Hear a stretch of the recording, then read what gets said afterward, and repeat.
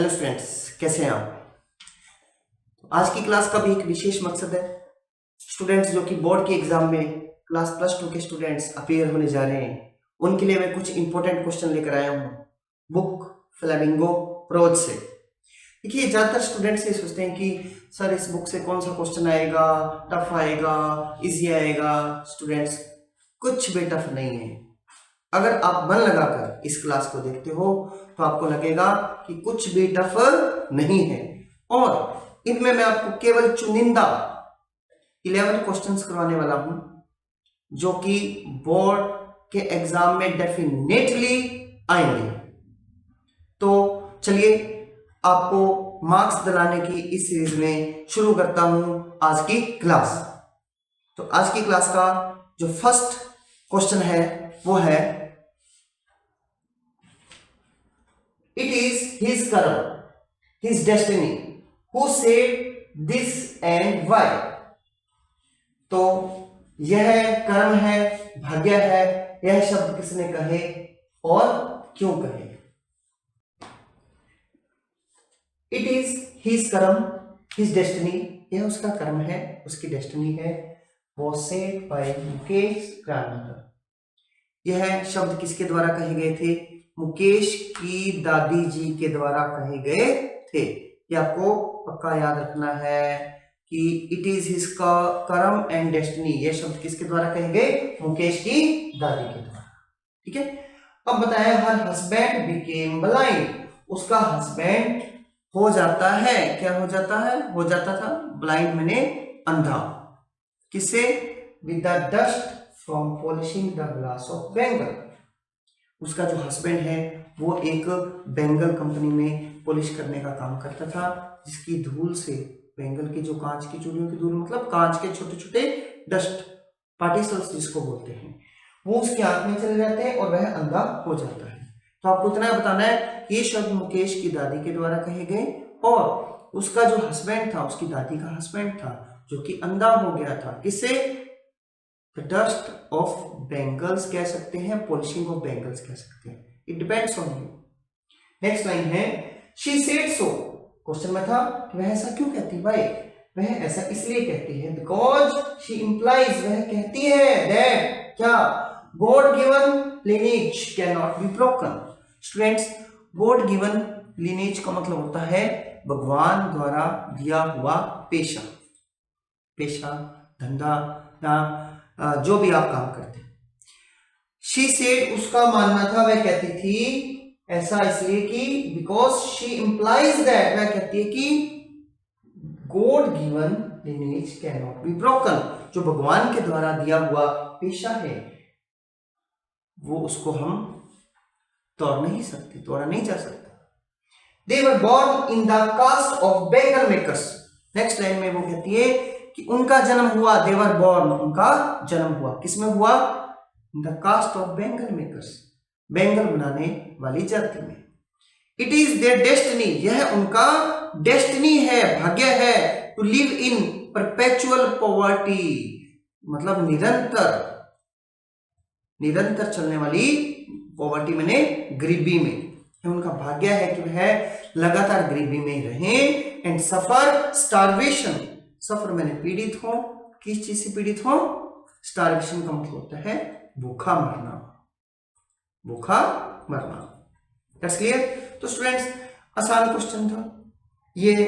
Lost spring नामक जो अपना सेकंड लेसन है उसमें से क्वेश्चन पूछा गया है, जिसमें बच्चों का बचपन है, किस प्रकार से रैग पिकर्स हैं या फिर बेंगल मेकर्स हैं, उनके जीवन के बारे में बताया गया है। मैं फिर से आपको रिवाइज करवा दूं कि इट इज हिज कर्म, हिज डेस्टिनी, यह शब्द किसके द्वारा कहे गए थे? यह शब्द कहे गए थे मुकेश ग्रांडमदर के द्वारा, जिसका हस्बैंड अंधा हो गया था। किसे? Dust of polishing of bangle makers. आप सीधा भी लिख सकते हैं the dust of glass of bangles. That's clear. फिर है शी सेड सो, उसने ऐसा इसलिए कहा क्योंकि वह मानती थी जितने भी काम धंधे होते हैं। She implies that God given lineage can not be broken, भगवान के द्वारा दिया हुआ पेशा उसको तोड़ा नहीं जा सकता। दे वर बोर्न, उनका जन्म हुआ था कास्ट ऑफ बेंगल मेकर्स में, और यह उनका भाग्य था कि वे लगातार गरीबी में और स्टारवेशन में रहे। तो स्टूडेंट्स इसके 3-4 जो कठिन वर्ड है जैसे आपको याद करना है कि गॉड गिवन लिनेज, फिर था डेस्टिनी, ये तो क्वेश्चन में भी दिया हुआ है, परपेचुअल पॉवर्टी, लगातार चलने वाली गरीबी, और स्टारवेशन, भूखा मरना। तो स्टूडेंट्स इन वर्ड्स को आप अलग से लिखकर याद करेंगे। चलिए चलते हैं नेक्स्ट इंपॉर्टेंट क्वेश्चन पर। नेक्स्ट क्वेश्चन है describe the conditions of Seemapuri and the families of rag pickers who live there. Seemapuri तथा वहां रहने वाले कचरा बीनने वाले परिवारों की दशा का वर्णन करें, या फिर इसको ऐसे भी पूछा जा सकता है discuss the living conditions of Seemapuri. Seemapuri में रहने वाले लोगों की आप स्थिति के बारे में बताएं। तो सीमापुरी एक ऐसा एरिया है जो जहां कचरा बीनने वाले, जिसको रैग पिकर्स बोलते हैं, वो लोग रहते हैं, और बहुत ही गरीबी का जीवन है। उनके कच्चे घर हैं, ना ही उनके कोई सीवेज, ना ही ड्रेनेज की व्यवस्था है, और नंगे पांव वो कचरा बीनते हैं और कुछ ना कुछ यूजफुल चीजें कचरे में से प्राप्त करते हैं। ये अपने को लिखना है। चलिए शुरू करते हैं इसका answer. More than 10,000 rag picker families live in Seemapur. बहुत ही आसान लाइन है कि 10,000 से ज्यादा जो रैग पिकर फैमिलीज मतलब कचरा बीनने वाली फैमिलीज वो रहती हैं। कहां रहती हैं? सीमापुर में। फर्स्ट लाइन थी ये। सेकेंड लाइन है they have mud structured houses. जैसे मैंने कहा मेरे पास एक घर है, मैं बोलूंगा आई हैव ए हाउस। उनके पास एक घर है, दे हैव ए हाउस। उनके पास ज्यादा घर है, दे हैव हाउसेस। तो आसान लाइन थी दे हैव हाउसेस। उनके पास कैसे घर है? मड स्ट्रक्चर का मतलब जो कि गारे से बने हुए हैं। ठीक है। और आगे लिखा है with tin and tarpaulin roof, जिसकी जो रूफ है, छत है, टिन और टारपोलिन से बनी हुई। नेक्स्ट लाइन है they do not have any drainage, sewage और रनिंग वाटर। अब मेरे को ये बताना है कि मेरे पास एक पेन नहीं है, तो मैं बोलूंगा I do not have any pain. तो अब सेकेंड लाइन थी कि उनके पास घर है, दे हैव हाउसेस। अब थर्ड लाइन है उनके पास कोई ड्रेनेज, सीवेज और रनिंग वाटर नहीं है, तो they do not have any drainage का मतलब होता है नाली सिस्टम, सीवेज बोलते हैं जो कि सड़कों के नीचे वेस्ट वाटर को निकालने के लिए चैम्बर डाले जाते हैं, नालियां बनाई जाती है सड़कों के नीचे के नालियों को। एंड रनिंग वाटर का कोई उनके पास सिस्टम नहीं है। फिर food is more important than their identity. उनको ये लगता है कि उनके लिए भोजन ही सब कुछ है, उनकी आइडेंटिटी, प्रतिष्ठा नाम की कोई चीज नहीं है। तो देन का मतलब स्टूडेंट्स आपको याद रखना है, इसका होता है की बजाय। उनकी आइडेंटिटी की बजाय जो भोजन है वो ज्यादा इंपॉर्टेंट है। नेक्स्ट लाइन है they always find something useful in the garbage. वे हमेशा ही पाते हैं कुछ चीजें जो यूजफुल होती हैं गार्बेज में, मीन्स कचरे में। आपने देखा होगा कि हर जगह ऐसे लोग होते हैं रैग पिकर्स जो कि कचरे में से अच्छी चीजें चुनने का प्रयास करते हैं। हालांकि कचरा तो कचरा ही है, but they find some useful things in the garbage. और वो चीजें उनको ऐसा लगता है कि जैसे उनको गोल्ड मिल गया, क्योंकि उनको बेचकर वो अपना खाना खाते हैं। There is an army of barefoot boys. ये पूरी की पूरी एक आर्मी है, पूरी सेना है। बेयरफुट का मतलब है जो नंगे पांव चलने वाले लड़के होते हैं। Who become partners in this business, जो इस बिजनेस में उनके पार्टनर बनते हैं। तो स्टूडेंट्स ये एक सीमापुर में रहने वाले गरीब रैग पिकर्स की स्थिति बताई है कि 10,000 से ज्यादा रैग पिकर फैमिलीज रहती है सीमापुर में। उनके जो घर हैं वो मड स्ट्रक्चर हाउस के हैं, टिन और टारपोलिन के हैं। उनके पास कोई भी ड्रेनेज सिस्टम नहीं है, सीवेज सिस्टम नहीं है, रनिंग वाटर सिस्टम नहीं है। और फूड ज्यादा इंपॉर्टेंट है उनकी आइडेंटिटी की बजाय। उनको ये है कि इज्जत, आइडेंटिटी हमें नहीं चाहिए, हमें तो बस खाना चाहिए। दे ऑलवेज फाइंड समथिंग यूजफुल। कुछ चीजें वो काफी यूजफुल पाते हैं इन द गार्बेज, कचरे में से, which it is gold for them, जो उनके लिए गोल्ड के समान है। There is an army of barefoot boys. नंगे पांव चलने वाले लड़कों की कोई आर्मी है। वो become partners in this business, तो इस काम में उनकी बिजनेस पार्टनर होती है। तो स्टूडेंट्स, इस क्वेश्चन में आपको 6 पॉइंट याद करने हैं ताकि आप सीमापुर में रहने वाले लोगों की स्थिति को बता पाए। स्टूडेंट्स, वेरी इंपॉर्टेंट क्वेश्चंस आपको मैं करवाने का प्रयास कर रहा हूं। फ्लेमिंगो बुक में अगर ये केवल आप जो 11 क्वेश्चंस मैं आपको करवाने वाला हूं वो याद कर जाते हैं तो मानकर चलें आपको इस बुक में 101% श्योरिटी के साथ अच्छे मार्क्स प्राप्त होंगे। चलिए नेक्स्ट क्वेश्चन पर चलते हैं। बोर्ड की दृष्टि से जो नेक्स्ट क्वेश्चन है वो है what idea do you form about Sophie's personality. Sophie के पर्सनैलिटी के बारे में आप क्या विचार रखते हैं। ये एक लड़की सोफी, पहले तो मैं आपको ये बता दूं कि ये जो क्वेश्चन है वो गोइंग प्लेसेस आपका जो 8th नंबर लेसन है उसमें से लिया गया है। ठीक है, इसमें जो सोफी है वो एक ऐसी लड़की है जो कि एक काल्पनिक जीवन जीती है। उसको ये लगता है कि काल्पनिक दुनिया सब कुछ है। वर्शिप, हीरो वर्शिप को बहुत ज्यादा वो मानती है, वो बहुत ज्यादा एक्सेसरेट करके उसके बारे में बताती है। सारा दिन वो कल्पना की दुनिया में खोई रहती है। उसको लगता है कि उसका एक ब्रदर है, वो भी काल्पनिक दुनिया में जाता है, वहां के जो लोग हैं उनसे मिलता है और वहां के जो लोग इस सोफी का बेसब्री से इंतजार कर रहे हैं। ठीक है, तो चलिए शुरू करते हैं इसका आंसर कि हमें सोफी के व्यक्तित्व के बारे में बताना है। फर्स्ट लाइन है Sophie always imagines wild fantasies. Sophie हमेशा ही कल्पना करती है। वाइल्ड फैंटेसीज का मतलब होता है बहुत ज्यादा काल्पनिक दुनिया में। शी इज ऑलवेज लॉस्ट, वह हमेशा लॉस्ट का मतलब होता है खोई रहती है। इन हर ड्रीम वर्ल्ड, खोई रहती है, वह कल्पना की दुनिया में हमेशा खोई रहती है। And does not have any relationship, और वो किसी से कोई संबंध नहीं रखती। किससे? विद द प्रैक्टिकल एस्पेक्ट्स, जो व्यवहारिक पहलू है। प्रैक्टिकल का मतलब होता है व्यवहारिक और एस्पेक्ट का मतलब होता है पहलू। जो सोफी है हमेशा ही कल्पना की दुनिया में खोई रहती है। इज ऑलवेज लॉस्ट, किसमें? In her dream world. And does not have any relationship, उसका किसी भी प्रैक्टिकल एस्पेक्ट से कोई भी संबंध नहीं है। नेक्स्ट लाइन है शी ऑल्सो एक्सेसरेट्स, वह बहुत ज्यादा अतिशयोक्ति। एक्सेसरेट मैंने होता है किसी चीज को बहुत ज्यादा बढ़ा चढ़ा के बताना, अतिशयोक्ति करना, अतिशयोक्ति करना। Her idea about the hero worship, उसका जो हीरो वर्शिप मतलब नायक को पूजने का काम, वर्शिप में होता है पूजना, पूजा करना। ठीक है, उसके बारे में बहुत ही बढ़ा चढ़ाकर वो बताती है। एंड शी थिंक्स दैट, वह सोचती है her brother visits the unknown world, कि उसका जो भाई है वो जाता है घूमने, किसमें? एक अनजान दुनिया में जाता है। And the exotic people, exotic people का मतलब होता है अनजान लोग। एक्सोटिक का मतलब अनजान भी होता है और विदेशी भी होता है। ठीक है, जो विदेशी या अनजान लोग वहां रहते हैं, इनहेबिट लिखे या लिव लिखे एक ही बात है, वहां पर they are impatient to welcome her, वे इतने ज्यादा, इम्पेशेंट का मतलब होता है कि उतावले हैं, टू वेलकम हर, उसका स्वागत करने के लिए। मैं फिर बता दूं, सोफी के कैरेक्टर स्केच के बारे में पूछा गया है तो आपने इसकी कितनी टोटल देखें 1 2 3 4 5 6 एंड 7 लाइंस आपको याद करनी है।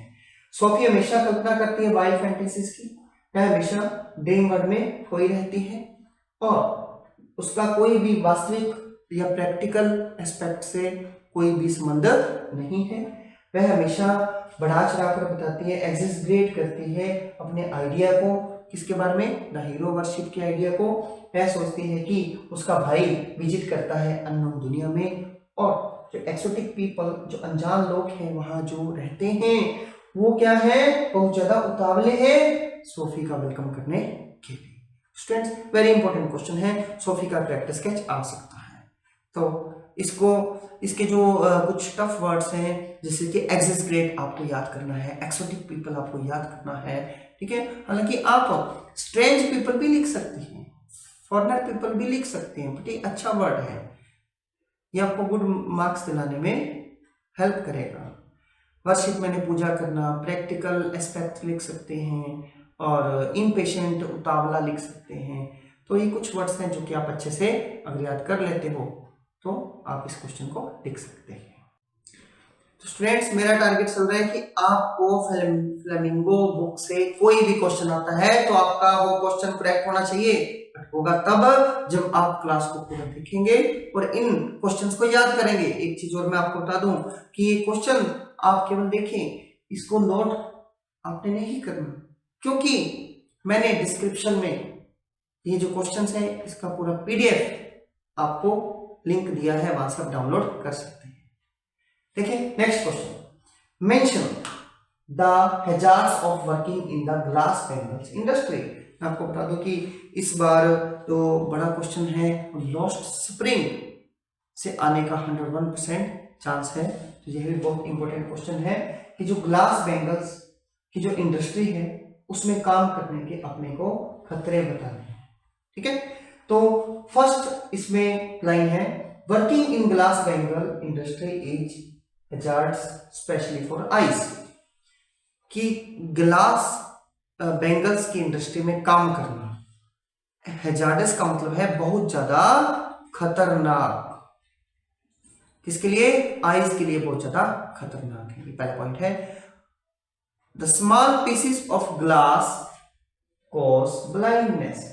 जो ग्लास के कांच के छोटे पीसेस होते हैं वो कारण बनते हैं ब्लाइंडनेस, मैंने अंधापन, अंधेपन की। जैसे मैंने आपको बताया था कि जो मुकेश की दादी है उसका हस्बैंड है वो कि अंधा हो गया था।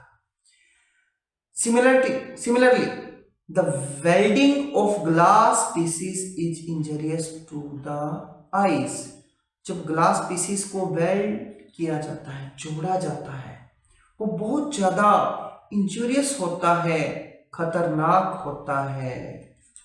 ठीक है, नेक्स्ट लाइन है, A worker's eyes are accustomed to the darkness। जितने भी वर्कर वहां काम करते हैं उनकी आईज है ना, उनको अंधेरे की आदत हो जाती है। Then the light of the day, क्योंकि जब जितना भी कांच का जो सामान बनता है वो एक अंधेरी फैक्ट्रियों में भट्टियों, जहां भट्टियां चल रही होती हैं, वेल्डिंग की जहां रोशनी होती है, इस तरीके से बनने के बाद भी पॉलिशिंग का काम होता है, तो वो ऐसी जगह होता है जहां अंधेरा होता है। Workers' eyes are accustomed to the darkness than the light of the day। जो workers' eyes है, accustomed का मतलब होता है आदी हो जाती हैं, आदी होना, आदत होना अंधेरे की। जैसे कि मैंने आपको लास्ट क्वेश्चन में बताया था, देन का मतलब होता है की बजाय, लाइट की बजाय अंधेरे में रहने की आपको आदत पड़ जाती है। फिर है the bangle makers work in dingy। dingy का मतलब होता है अंधेरे स्थान, अंधेरे स्थान को बोलते हैं। And dark hutments with little ventilation. जो बैंगल मेकर्स कहाँ काम करते हैं? अंधेरे और डार्क जो हटमेंट्स में झोपड़ियों टाइप जो उनकी बनी होती है जहां वो काम करते हैं, जिसमें बहुत ही नए के बराबर वेंटिलेशन होता है। वेंटिलेशन जहां एक हवा का और एक प्रकाश का आदान प्रदान होने के लिए, जैसे अपने वेंटिलेशन घरों में रखते हैं, रूम्स के ऊपर वेंटिलेशन रखते हैं। ठीक है, फिर है this work is absolutely injurious. इसको एब्सोल्युटली कर लीजिए, absolutely injurious to their totally physical health. यह काम उनकी टोटली फिजिकल हेल्थ के लिए बहुत ज्यादा हानिकारक है। फिर सुने, इसमें बताया गया है कि आपको खतरे बताने हैं जो कि ग्लास बैंगल इंडस्ट्री में काम करने के, हैजार्ड्स को बोलते हैं खतरा।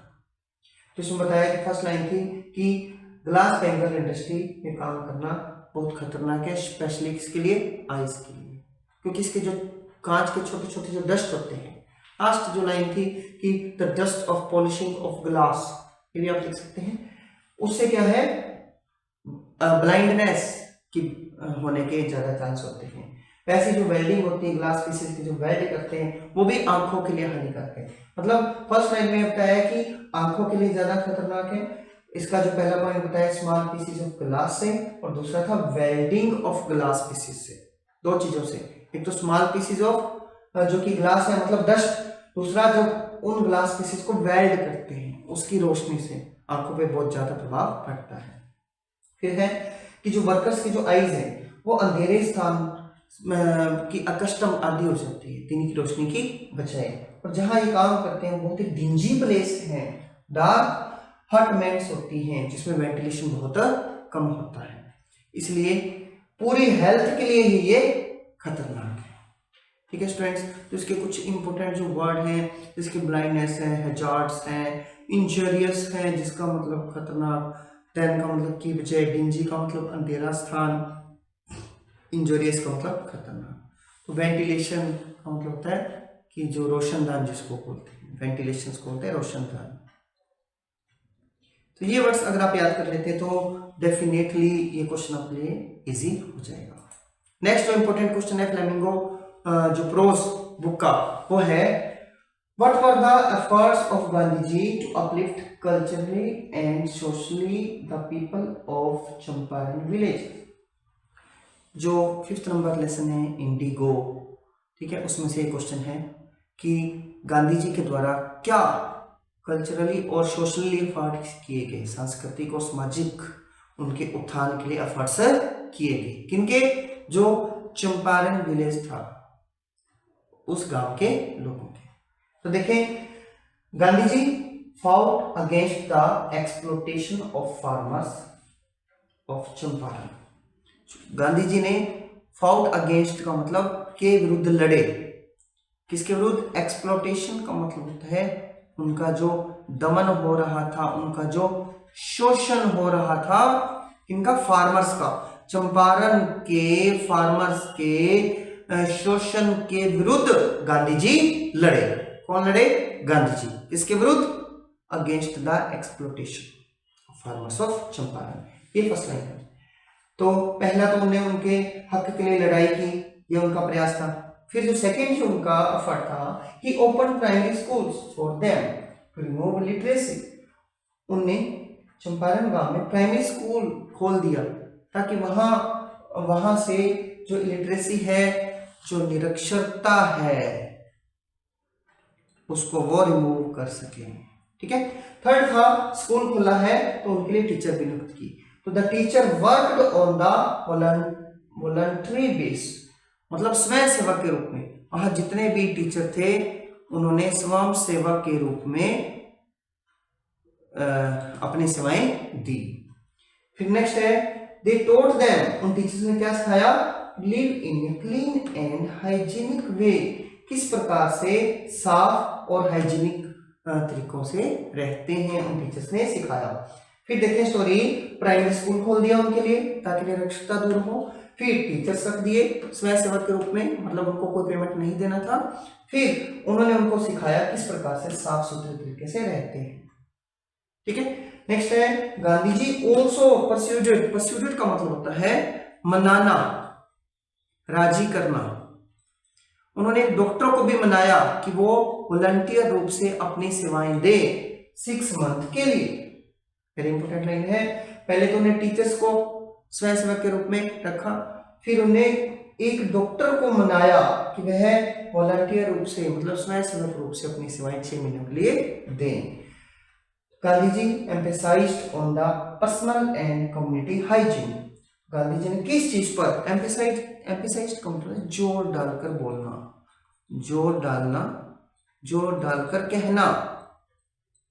क्या कहना, किसके बारे में कहा, एक तो पर्सनल और एक कम्युनिटी का मतलब होता है समाज का हाइजीन कैसे हो, समाज की स्वच्छता कैसे हो, इस चीज पे बहुत ज्यादा जोर डाला। फिर सुने, आपसे पूछा जाएगा कि गांधी जी ने क्या एफर्ट किए जो कि चंपारण विलेज के लोगों को सोशली और कल्चरली रूप से अपलिफ्ट करने के लिए। तो बहुत ही आसान क्वेश्चन था कि एक तो उनके हक के लिए उनके गांधी जी फॉर लड़ाई की, उनके एक्सप्लॉयटेशन शोषण के विरुद्ध, उनका शोषण क्यों हो रहा है उसके अगेंस्ट लड़े। पहला पॉइंट बहुत शानदार था। फिर 3 पॉइंट जो सेकंड, थर्ड और फोर्थ है, ये आपस में जुड़े हुए हैं। कैसे जुड़े हुए हैं कि गांधी जी ने एक तो प्राइमरी स्कूल खोला, फिर आप ये भी कह सकते हैं कि they appointed teachers on volunteer based, ये भी लिख सकते हैं। दे अपॉइंटेड अ डॉक्टर, ये भी लिख सकते हैं। मतलब आप कैसे भी लिख सकते हैं कि उन्होंने टीचर को नियुक्त किया वॉलंटियर बेस पर, या उन्होंने मनाया, या डॉक्टर को नियुक्त किया वॉलंटियर बेस पर, या डॉक्टर को मनाया 6 मंथ के लिए उनको अपनी सेवाएं देने के लिए। और गांधी जी ने जो पर्सनल और कम्युनिटी हाइजीन पर जोर दिया, और जो टीचर्स थे उनने भी क्या किया था, क्लीन और हाइजीनिक वे में रहने के लिए जोर डाला था। ठीक है स्टूडेंट्स, एक आसान क्वेश्चन था, इसके कुछ डिफिकल्ट वर्ड्स जैसे परसुएडेड है, एम्फेसाइज्ड है, कम्युनिटी हाइजीन है, एक्सप्लोटेशन है, अगर याद करते हैं तो उम्मीद है ये आपको क्वेश्चन इसलिए याद हो जाएगा। चलिए इसी दौर में नेक्स्ट क्वेश्चन पे चलते हैं। Why do you think Gandhi ji considered the Champaran episode to be a turning point in his life? Gandhi ji जो चंपारण एपिसोड को अपनी जिंदगी का एक टर्निंग पॉइंट क्यों मानते हैं? यह बहुत ही ज्यादा इंपॉर्टेंट है। It is a very important, very very most important. ये स्टूडेंट्स क्वेश्चन आपको किसी भी हालत में याद करना है। ठीक है, तो इसको मैंने अपनी तरफ से इजी लैंग्वेज में लिखा है, देखें। The Champaran episode assured him, जो चंपारण एपिसोड है वो उनको एश्योर्ड करता है, उनको विश्वस्त करता है या करता था। इस चीज के लिए कि the people of India could win freedom, India के लोग जीत सकते थे आजादी को। फ्रीडम का मतलब होता है आजादी। With the help of truth and non violence, जो कि सच और अहिंसा की हेल्प से, ट्रुथ माने होता है सच और नॉन वायलेंस का मतलब होता है अहिंसा। फिर सुने, चंपारण के एपिसोड ने उसको विश्वस्त कर दिया, गांधी जी को विश्वस्त कर दिया कि जो इंडिया के लोग हैं वो फ्रीडम जीत सकते थे। किसे? सच से और नॉन वायलेंस से। ठीक है, ये फर्स्ट लाइन थी इसकी। सेकेंड लाइन है Gandhi ji and his way of working, Gandhi ji के जो वे ऑफ वर्किंग थे वो कौन से थे? Truth and non violence. Had succeeded, उसके काम करने के, यहाँ वे को वेस कर लेंगे, जहां वे को वेस करेंगे। गांधी जी और उनके जो तरीके थे काम करने के वो सफल हो चुके थे। कौन से तरीके? नॉन वायलेंस और ट्रुथ पर काम करने के। Second line. थर्ड लाइन, ही डिक्लेयर्ड, उसने घोषणा कर दी, मतलब गांधी जी ने घोषणा कर दी दैट कि British could not order them, British लोग उनको ऑर्डर नहीं दे सकते about in his own country, उनके ही देश में ब्रिटिश लोग उसको कैसे ऑर्डर कर सकते हैं? He has every right to say his problems, और ये भी बोला कि उसे अपनी प्रॉब्लम को कहने का हर एक अधिकार है। He with the help of other people can win the battle against the Britishers, वह दूसरे लोगों की सहायता से जो ब्रिटिशन के अगेंस्ट बैटल जीत सकते हैं, इस चीज को उन्हें विश्वास हो गया था। So it is a turning point in his life, यह उनकी लाइफ का टर्निंग पॉइंट है। ये क्वेश्चन की लैंग्वेज थी, 6 पॉइंटर मान सकते हैं। फिर सुने कि चंपारण की घटना को गांधी जी अपने जीवन की महत्वपूर्ण घटना मानते हैं, टर्निंग पॉइंट मानते हैं, इसके बारे में बताना था।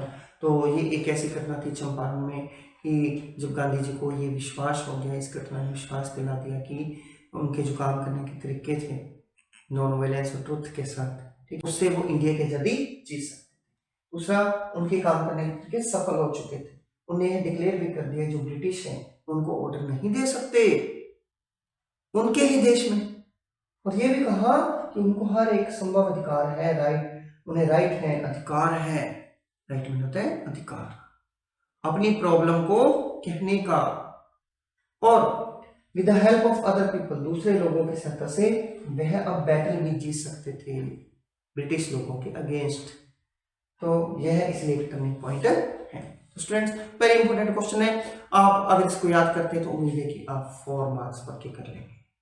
वेरी इंपॉर्टेंट क्वेश्चन है। तो चलिए आगे बढ़ते हैं। नेक्स्ट क्वेश्चन है, Why did Gandhi ji agree to a settlement of 25% fund of the farmers?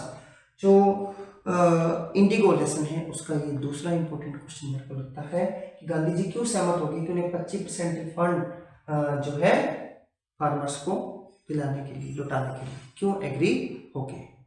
तो छोटा सा क्वेश्चन है, देखिए गांधी जी प्रूव दैट, गांधी जी ने यह सिद्ध कर दिया कि landlords were not above law, कि जितने भी लैंड लॉर्ड्स थे, जमींदार थे, वो कानून से ऊपर नहीं थे। जितने भी जमींदार थे वो कानून से ऊपर नहीं थे, पहले। दूसरा, and the peasants had rights and defenders, peasant जितने भी किसान थे, पीजेंट्स मैंने किसान, फार्मर्स भी लिख सकते हैं आप, उनको अधिकार थे, राइट्स मैंने अधिकार थे, एंड डिफेंडर्स, और वो उन अधिकारों को डिफेंड करने वाले खुद थे, डिफेंडर्स थे, रक्षक। They learn to be fearless, उन्होंने फियरलेस, निडर होकर, निडर होना सीखा, लर्न सीखा, टू बी मैंने होना, क्या, निडर होना, मतलब बिना डर के होना सीखा, मतलब फार्मर्स ने। The land lorders had to return, जब जो पीजेंट्स थे वो निडर हो गए तो जो लैंड लॉर्ड्स थे उनको लुटाना पड़ा, क्या लुटाना पड़ा, पार्ट ऑफ मनी, उनके धन का एक हिस्सा, and a part of their Prestige, Prestige का मतलब होता है इज्जत, और यही उनकी सबसे बड़ी इज्जत थी कि जो लैंड लॉर्ड्स थे उन्हें एक हिस्सा फार्मर्स को लुटाने का निश्चय किया, ये उनकी बड़ी जीत थी, एक हिस्सा धन नहीं था, ये उनकी इज्जत थी, तो इसलिए गांधी जी सहमत हो गए। मैं फिर बता दूं, why did Gandhi ji agree to a settlement of 25% refund to the farmers, Gandhi ji 25% refund के लिए क्यों एग्री हो, क्योंकि गांधी जी ने यह सिद्ध कर दिया था कि जो जमींदार हैं वो कानून से ऊपर नहीं है, they are not above law, that's clear. और जो पीजेंट्स था उनको राइट था, अधिकार था, कुछ अधिकार थे, और वे उनकी रक्षा भी करने वाले थे, वो उनके डिफेंडर भी थे। उन्होंने, पीजेंट्स ने निडर होना सीख लिया, जब ये निडर हो गए तो जितने लैंडलॉर्ड्स थे उन्हें सोचा कि अब तो इनको एक पार्ट लुटाना ही पड़ेगा, वो एक पार्ट नहीं केवल धन था, उनकी इज्जत के रूप में प्रेस्टीज थी, ठीक है। तो इसलिए गांधी जी 25% के सेटलमेंट पर एग्री हो गए। स्टूडेंट्स, वेरी इंपॉर्टेंट क्वेश्चन है इस लेसन का, आप इसको अच्छे से याद करेंगे। पूरी बुक से मैंने आपको लगभग 11 क्वेश्चन करवाने हैं, और इन देखना, इन 11 क्वेश्चन से आपकी परसेंटेज काफी अप हो जाएगी। इंग्लिश का डर मन से निकाल देना है, केवल आप ये क्वेश्चंस ही करके जाते हैं तो भी कंप्लीट फ्लेमिंगो को पढ़ने जितना बेनिफिट होगा, ठीक है। चलिए नेक्स्ट क्वेश्चन पे चलते हैं। नेक्स्ट क्वेश्चन है, Subbu is described as a many sided genius, list 4 of his special abilities. Students, Subbu को डिस्क्राइब किया जाता है काफी साइडेड जीनियस में, मल्टी टैलेंटेड पर्सन के रूप में, और अपने को उसकी 4 एबिलिटीज जो हैं बतानी है। यहाँ क्वेश्चन में 4 लिखा है, बट ऐसे भी आ सकता है कि 4 एबिलिटीज बताओ, ऐसे भी आ सकता है कि कैरेक्टर स्केच के बारे में बताओ सुब्बू के, ठीक है। ऐसा भी आ सकता है कि सुब्बू की जो लाइफ या रूटीन था उसके बारे में उसका क्या व्यू था। तो आपको इसके बारे में पॉइंट्स में याद करना है। फर्स्ट है सुब्बू's स्पेशल एबिलिटीज पर, he was the number 2 at Gemini Studio, वह जेमिनी स्टूडियो में नंबर 2 का पर्सन था। सेकंड है Subbu was made for films, Subbu का जो जन्म हुआ था फिल्मों बनाने के लिए ही हुआ था, फिल्म्स बनाने के लिए ही वह पैदा हुआ था। He was always ready to solve every problem, वह हमेशा ही रेडी था हर प्रॉब्लम को सॉल्व करने के लिए। कोई भी प्रॉब्लम अगर आती थी किसी स्टाफ को या फिर किसी एक्टर एक्ट्रेस को, तो सुब्बू हमेशा उसको सॉल्व करता था। He was loyal to his boss, वह बहुत ही ज्यादा लॉयल था, मतलब वफादार था, अपने बॉस के प्रति वफादार था। He was also poet, वह कवि भी था, पोएट भी था, who could write complex and higher form of poetry, बहुत ही कॉम्प्लेक्स, जटिल और हायर फॉर्म्स की पोएट्री वो लिख सकता था। He was also a fine novelist, वह एक नॉवेलिस्ट भी था। He had a genuine love for everyone, हर व्यक्ति को वो बड़ा दिल से जेन्युइन तरीके से स्नेह करता था। ही always looks cheerful in all situation, तो वह हमेशा ही चीयरफुल दिखता था। लुक्स में होता है दिखना। मैं आपको बता दूं स्टूडेंट्स, एक होता है लुक, एक होता है लुक एट। लुक मैंने होता है दिखना, इसका मीनिंग हमेशा एक्टिव पैसिव वाला होता है, और लुक एट का मतलब होता है देखना। ठीक है, फिर सुने सुबह की कुछ विशेषताएं हैं। ये कैरेक्टर स्केच के रूप में लिखे हैं कि वह नंबर 2 का जो जेमिनी स्टूडियो में पर्सन था। सुबह वॉज मेड फॉर फिल्म, उसका जो जन्म ही फिल्म बनाने के लिए हुआ था। He was always ready to solve every problem, है हर प्रॉब्लम को सॉल्व करने के लिए हमेशा तत्पर रहता था, रेडी रहता था। He was loyal, he was a poet, he was novelist. तो ये बहुत इजी लाइनें थी। वह बहुत लॉयल था बॉस के प्रति, वह एक पोइट भी था जो अच्छी पॉइंट्स लिख सकता था। ऐसी कॉम्प्लेक्स और हायर टर्म्स की जो पोइट्री है, वह एक फाइन नॉवेलिस्ट भी था। वह हर किसी व्यक्ति के साथ एक जेन्युइन लव स्नेह करता था। तो वह हमेशा ही चीयरफुल दिखता था, कोई भी स्थिति क्यों ना हो वह हमेशा पसंद दिखता था। स्टूडेंट्स, वेरी इजी क्वेश्चन है, I think you will learn it easily. So next question पे चलते हैं। ये जो क्वेश्चन था पोइट्स एंड पैनकेक्स, जो पार्ट है 6th नंबर लेसन है उसमें से लिया गया है। तो नेक्स्ट क्वेश्चन भी poet and pancake 6th number lesson से है, वो है right about the makeup department of Gemini studio. जो जेमिनी स्टूडियो का मेकअप जो डिपार्टमेंट है उसके बारे में लिखना है। तो बहुत ही आसान क्वेश्चन है। द मेकअप रूम लुक्ड मैंने दिखता था, जैसा अभी मैंने आपको बताया काफी स्टूडेंट्स लुक मैंने देखना मान लेते हैं, परंतु इसका मतलब है दिखना या दिखता था। कैसा दिखता था? Like a hair cutting saloon, जैसे कि हेयर कटिंग सैलून होता है जिसको अपने बार्बर या नाई की दुकान बोलते हैं, ठीक है, वैसा ही दिखता था। द मेकअप रूम लुक्ड दिखता था like a hair cutting saloon. इसकी फर्स्ट लाइन में इसका explanation. Second, there were large numbers of mirrors in the makeup rooms, जैसे कि हेयर कटिंग सैलून में चारों तरफ मिरर्स लगे होते हैं, वैसे ही तो there were large numbers of mirrors, शीशे लगे हुए थे मेकअप रूम में, काफी बड़े बड़े, काफी संख्या में। Next, the makeup man made decent looking persons into hideous monsters by applying pancakes and other potions and lotions। बहुत अच्छी लाइन है। इसमें बताया गया है कि जो, पहले तो मैं आपको बता दूं, इसमें एक बड़ा पैनकेक्स, ये एक ट्रेडमार्क था, जो मेकअप का सामान बनाती थी उस कंपनी का ट्रेडमार्क था। तो जितने मेकअप करने वाले मैन होते थे, और डिसेंट लुकिंग मतलब एक अच्छा सा चेहरा दिखने वाले जो एक्टर एक्ट्रेस थे, उनको हिडियस मॉन्स्टर मतलब घृणित, ऐसे जिनको देखकर घृणा हो जाए, घृणित मॉन्स्टर मैंने होता है जैसे दानव होता है ना, दानव राक्षस, तो वहां अच्छे चेहरे वालों को अच्छा और बनाने की बजाय राक्षस जैसा बना दिया जाता था। ये बताया गया है। कैसे बनाते थे? बाय अप्लाइंग, जब भी बाय के बाद आईएनजी आती है तो इसका तो करके, बाय अप्लाइंग अप्लाइंग करके, बाय थ्रोइंग थ्रो करके, ठीक है, बाय पिकिंग चुन करके। तो बाय अप्लाइंग अप्लाई करके क्या? Pancakes and other potions and lotions, अलग अलग प्रकार के पोशन, लोशंस और पैनकेक मेकअप सामग्री का सामान लगाकर उनको ये मानते थे कि भूत बना देते हैं जी, दानव बना देते हैं। और नेक्स्ट जो उसकी 3 लाइन है ना, ये बहुत इंटरेस्टिंग है। इसमें बताया गया है कि जो चीफ मेकर है वो क्या करता है, उसका सीनियर असिस्टेंट क्या करता है, ऑफिस बॉय क्या करता है।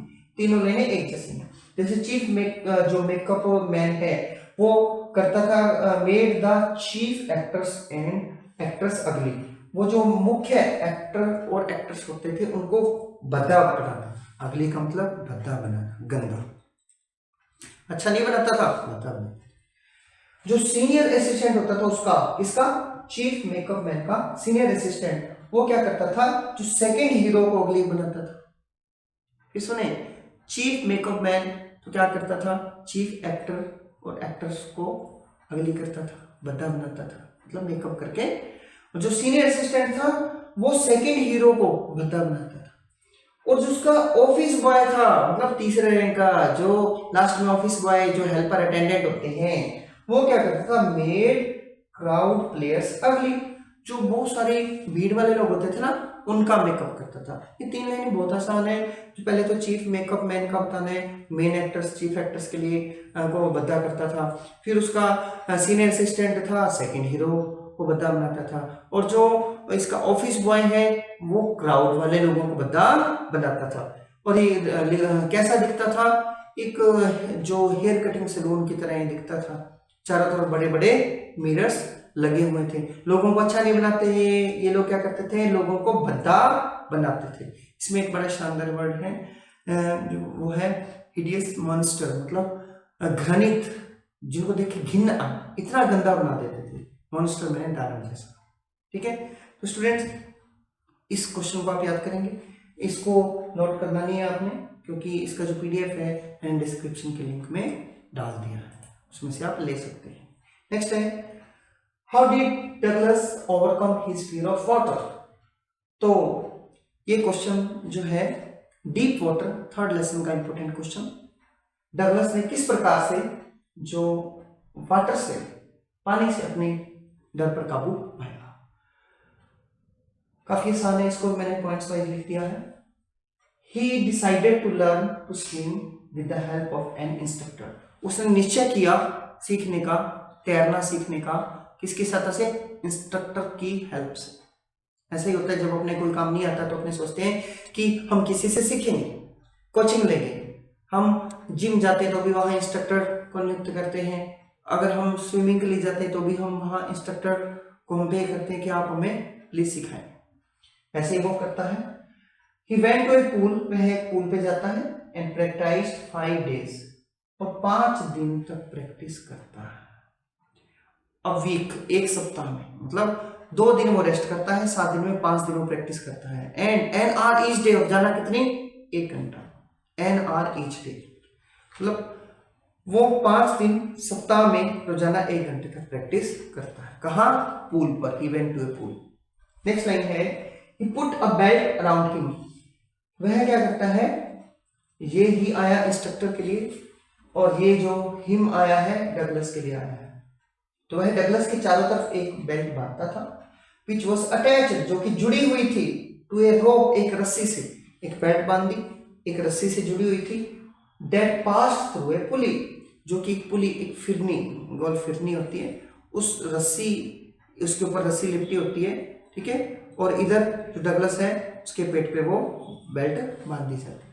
फिर सुने, he put a belt, वह एक बेल्ट पहनाता था अराउंड हिम, उसके चारों तरफ, which was attached to a rope, जो एक रस्सी से जुड़ी होती थी, that passed through a pulley, जो कि एक खींचने वाली चैन, ताकि कोई डूबे तो उसको आसानी से खींच सके, बनी होती थी।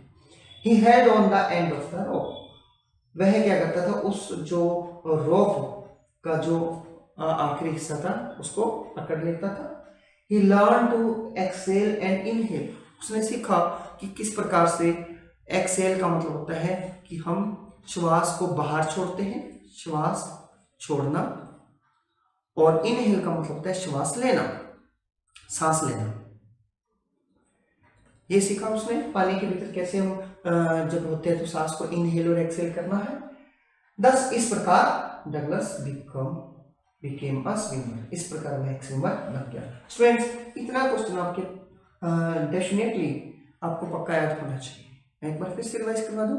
उसने निश्चय किया कि स्विम करेगा इंस्ट्रक्टर की हेल्प से, वह पूल पर गया, प्रैक्टिस की, हफ्ते में 5 दिन, रोजाना एक घंटा।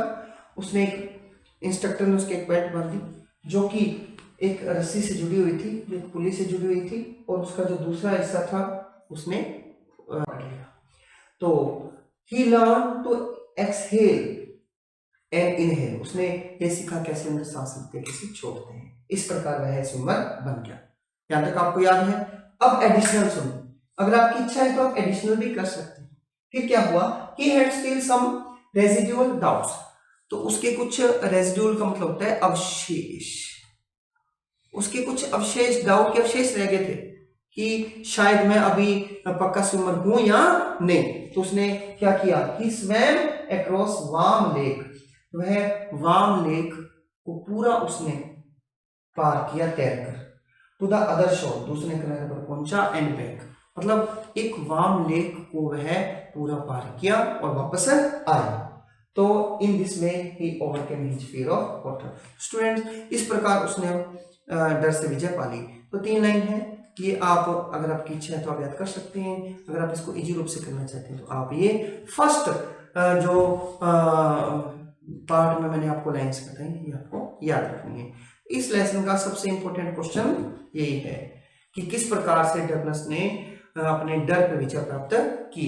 इनको आप स्टोरी की तरह याद कर सकते हैं। सबसे पहले उसने सोचा कि वह इंस्ट्रक्टर के पास जाएगा, वह एक पूल पे जाता है और हफ्ते में 5 दिन प्रैक्टिस करता है, रोजाना 1 घंटा एक बेल्ट बांधता है। बस अगर आप एक बेल्ट बांधते हैं इतना भी लिख देंगे तो भी आपका ये पॉइंट है, ठीक है। और वो जो बेल्ट है वो एक रस्सी से जुड़ी हुई है, दूसरा हिस्सा पुली से जुड़ा हुआ है और उसको पकड़ के रखता है और इनहेल एक्सेल सीखता है। That's clear. इतना लिखने पे भी आपका ये क्वेश्चन सही माना जाएगा। तो ये आपका एडिशनल है कि कुछ डाउट रहते हैं तो वह एक वार्म लेक को क्रॉस करता है, वापस आता है, इस प्रकार उसका डर निकल जाता है। चलिए नेक्स्ट क्वेश्चन पे चलते हैं। नेक्स्ट क्वेश्चन है, the story is both entertaining and philosophical. इस चीज को आपने सिद्ध करना है कि ये जो स्टोरी है कौन सी, द रैट ट्रैप, बहुत ही अच्छी स्टोरी है। यह एक फिलोसफिकल स्टोरी भी है और एंटरटेनिंग वाली स्टोरी भी है। इसके बारे में अपने को एक्सप्लेन करना है। The story rat trap is a mixture of entertainment and philosophy, explain. Very important question है। तो इसमें लेसन का नाम है द रैट ट्रैप। देखिए, पता है कि आपको इस स्टोरी में क्या होता है कि एक पेडलर होता है, वो 30 जो है क्रॉन्स चुराता है एक पीजेंट की। उसके बाद वह किसी एक फॉरेस्ट की तरफ जाता है, तो वहाँ एक फोर्ज जो है कंपनी में जाता है। किस प्रकार से एटलस को मिलता है, एटलस उसके बुरे बिहेवियर के लिए उसको पहले तो डांटती है बट फिर भी उसके प्रति काइंड हो जाती है। कैसे उसका मन बदलता है, इस चीज को अपने एक्सप्लेन करता है। सुने, the story is entertaining and philosophical as well. Story entertaining भी है, फिलोसफिकल भी है, दोनों ही है। जैसे कि क्वेश्चन में लिखा है, ये लाइन आसानी से याद हो जाएगी। सेकंड लाइन है इसकी कि the peddler unexpectedly steals the crofter's money. जो पेडलर है अनएक्सपेक्टेडली मतलब उम्मीद नहीं होती, वह लालचवश चोरी कर लेता है क्रॉफ्टर्स की मनी को। फिर क्या होता है, कॉन्सिक्वेंटली का मतलब होता है परिणाम स्वरूप, परिणाम स्वरूप। He has to enter a wood, उसे एक जंगल में जाना पड़ता है। ही इज ट्रैप्ड देयर, जहां वो ट्रैप हो जाता है।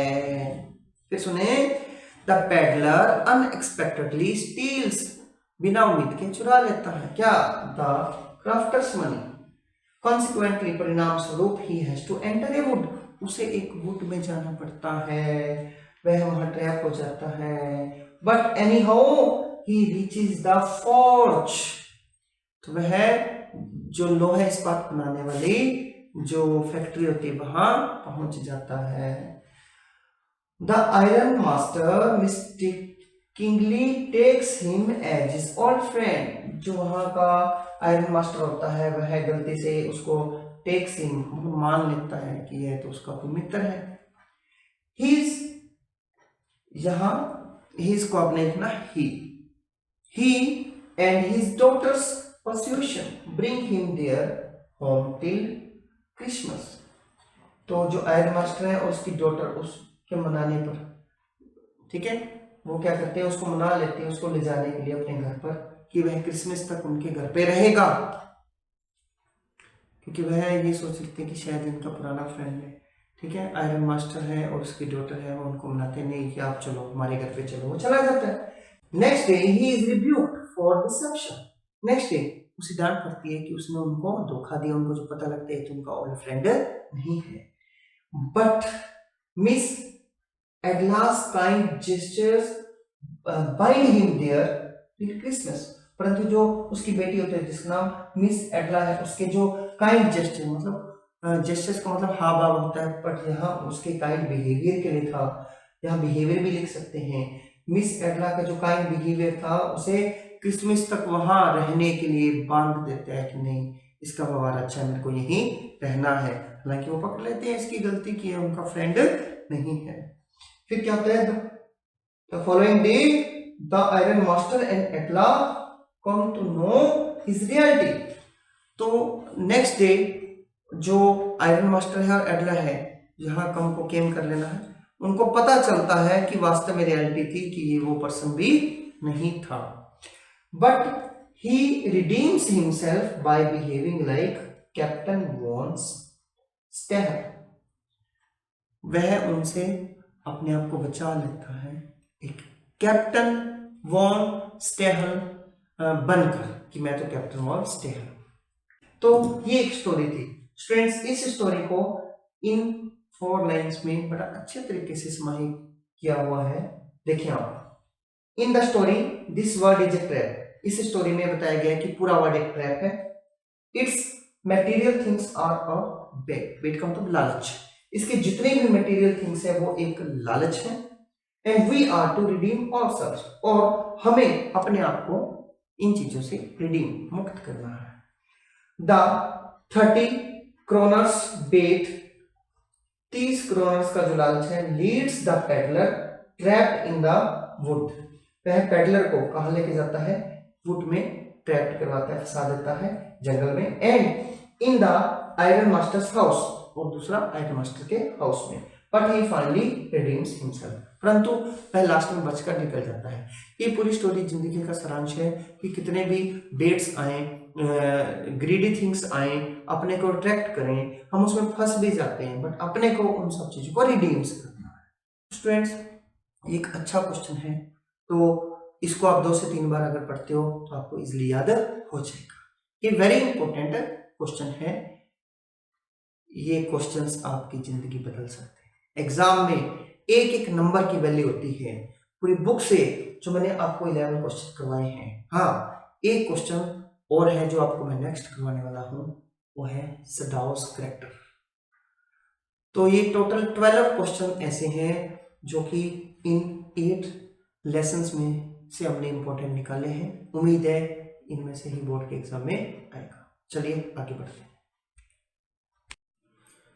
तो स्टूडेंट्स, जिस क्वेश्चन की मैं बात कर रहा हूं वो है right about the characters of Sadao. तो ये विस्टास बुक का जो द एनिमी चैप्टर है उसका एक इंपॉर्टेंट क्वेश्चन है। मुझे लगा कि ये भी आपको करवाना चाहिए, इसलिए मैंने फ्लेमिंगो बुक के 11 जो क्वेश्चन है उनके साथ ही एक क्वेश्चन आपको विस्टास का भी करवा रहा हूं। देखिए, तो सदाओ के चरित्र के बारे में अपने को लिखना है। जैसे कि मैंने आपको विस्टास बुक के जब मैंने MCQ क्वेश्चंस की वीडियो बनाई थी, उसमें आपको पूरा जो स्टोरी का मैटर था एक्सप्लेन किया था। सदाओ जो कि एक डॉक्टर है, किस प्रकार से एक पेशेंट की हेल्प करता है, तो इसके चरित्र के बारे में अपने पढ़ते हैं। तो फर्स्ट इसका पॉइंट है, Sadao was the only son of his parent. यह अपने माता पिता का इकलौता बेटा था। He was sent to study surgery and medicine to America. उसे सर्जरी की स्टडी करने के लिए और मेडिसिन की स्टडी करने के लिए अमेरिका भेजा जाता था उसके पेरेंट्स के द्वारा। He was a very famous doctor. वह बहुत ही फेमस डॉक्टर था। The general had a deep faith in him. जो जनरल होता है उसको इसमें बहुत ज्यादा फेथ होता है, बहुत ज्यादा डीप फेथ होता है। He also ignored the crime of Sadao. जब उस जनरल को पता लगता है कि इसने एक अमेरिकन जो सोल्जर है उसकी सहायता की है, उसका इलाज किया है, तो यह मतलब एक क्राइम था उसकी निगाह में, फिर भी वह क्या करता है, उसको इग्नोर करता है। कोई बात नहीं, आपने कर दिया, बट मैं आपको होना नहीं चाहता। When Japan and America were at war, he helped the prisoner of war. तो चूंकि सदाओ है वह जापानीज है और वह अमेरिकन जितने भी लोग हैं, जापान और अमेरिका के बीच जब युद्ध हुआ था तो जापानीज लोग इनको अपना दुश्मन मानते थे अमेरिकन को, तो वह हेल्प करता है एक प्रिजनर कैदी की, युद्ध के कैदी की। He considered that the duty of a doctor is beyond the borders. सदाओ यह मानता था कि जो एक डॉक्टर की ड्यूटी है वो बॉर्डर्स की जो सीमा रेखा है उससे परे है। मतलब बॉर्डर्स, सीमाओं का डॉक्टर की ड्यूटी से कुछ लेना देना नहीं है। तो स्टूडेंट्स, मुझे लगा ये भी क्वेश्चन आपको करवाना चाहिए, इसलिए ये क्वेश्चन आप अच्छे से याद करेंगे। करेक्टर स्केच ऑफ सजाओ। तो फिर से एक बार रिवाइज करा दूं। माता पिता का ओनली सन, जिसे अमेरिका भेजा गया स्टडी करने के लिए सर्जरी और मेडिसिन की। फेमस डॉक्टर था, जनरल का उसमें विश्वास था। ही ऑल्सो इग्नोर्ड द क्राइम्स, तो जनरल उसके क्राइम्स को भी इग्नोर कर देता था। जापान और अमेरिका में जब युद्ध था तो यह एक जो प्रिजनर ऑफ वार की हेल्प करता है, वह ये मानता है कि duty of A doctor is beyond the borders. तो स्टूडेंट्स इस क्वेश्चन को आप अच्छे से याद करेंगे। And wish you good luck for your board exams. I hope you will definitely get through the exam with flying colours. अच्छे marks से आप एग्जाम पास करेंगे। और ये जो अभी मैंने आपको 11+1 क्वेश्चन करवाया, इनमें से डेफिनेटली बोर्ड के एग्जाम में क्वेश्चन आएंगे और आप इनको बड़ा फेथ के साथ बिल्कुल स्टडी करेंगे और याद करेंगे। और इन सभी क्वेश्चंस का जो PDF है वो आपको डिस्क्रिप्शन में लिंक मिल जाएगा, वहां से आप डाउनलोड कर सकते हैं। So wish you good luck and to be the topper.